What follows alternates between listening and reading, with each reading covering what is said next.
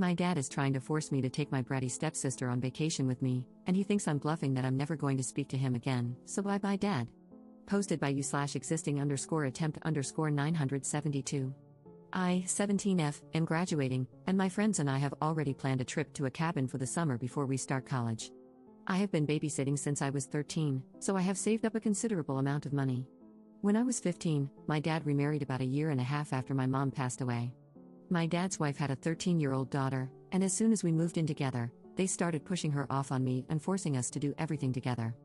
I don't like my stepsister. She's always throwing tantrums if she doesn't get what she wants. She's spoiled to the point that, at my 16th birthday, she got her own special cake so she wouldn't feel left out. She also blew out the candles on my cake, and when I complained, my dad told me, "It's time to grow up, being a sister is about sharing things." I told him I didn't have a sister, and I guess she overheard because she went on a rampage. The party was ruined. I distanced myself from them more after that. I'm forced to either take her with me to places or stay home with her if I can't take her, or if my dad or his wife can't watch her or don't want to deal with her.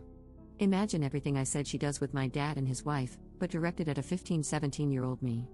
I was forced to take her bowling with me, and she wouldn't stop trying to dig her hands into the part where the balls come out, and she even tried running down the lane.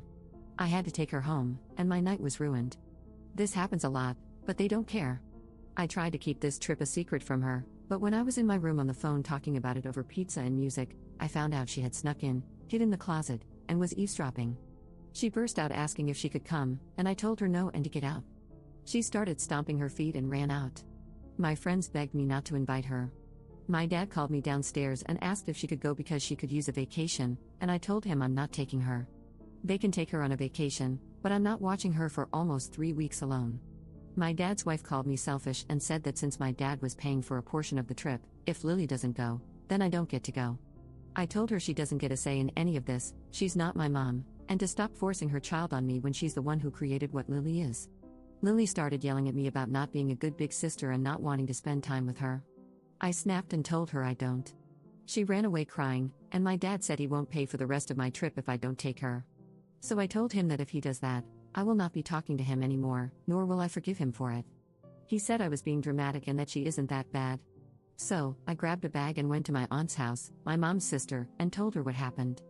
She said she would cover what he took away, and when I go to college, I can stay with her.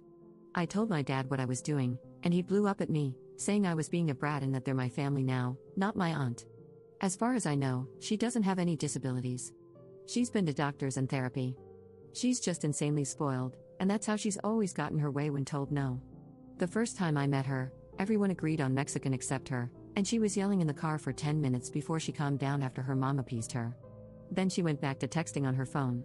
If she does have a disability, that would explain why she acts that way, and I can accept that she can't help it, but I still shouldn't be forced to watch her 24/7.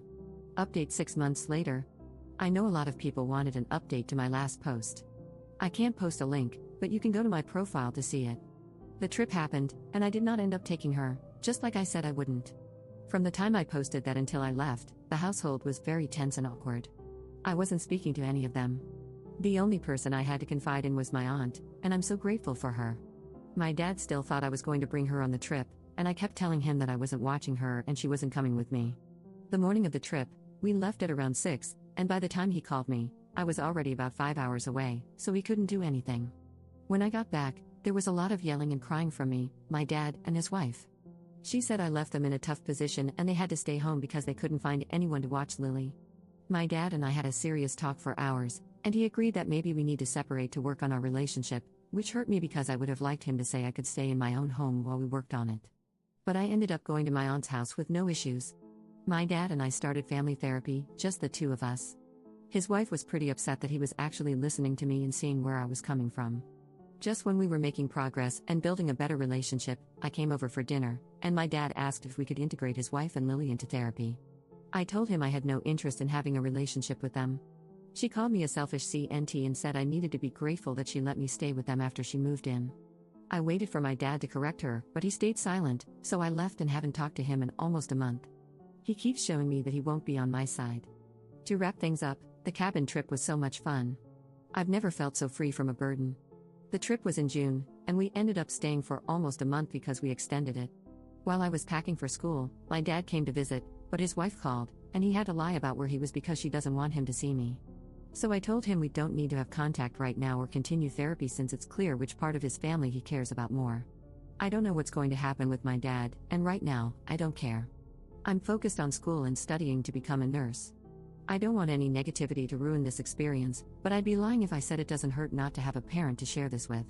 My aunt says she's my surrogate mom and that I can share all my worries and successes with her. I am currently in my first week of college, and the amount of freedom I feel here is so new. I'm a little overwhelmed, but I've joined an honors club and a creative writing/book club, and the friends I've made are amazing. I'm living on campus, and I've never been better mentally. I'm also in separate therapy to deal with my mom's death since my dad never offered that to me. My aunt has truly become a mother figure to me. Being 2 states away from her is really hard, but I can't wait for weekend and holiday visits. Also, I'm going to be a godmother. My aunt, who was told at 22 that she'd never be able to have kids, is currently 4 months pregnant, and I'm so excited. If anyone is going to be a great mother, it's definitely her. When she came to visit and told me, I think she noticed I was a little worried. I told her I'm so excited and happy for her, and nothing will change that, but she's the only family I have right now, and I don't want to feel left behind like I did at home.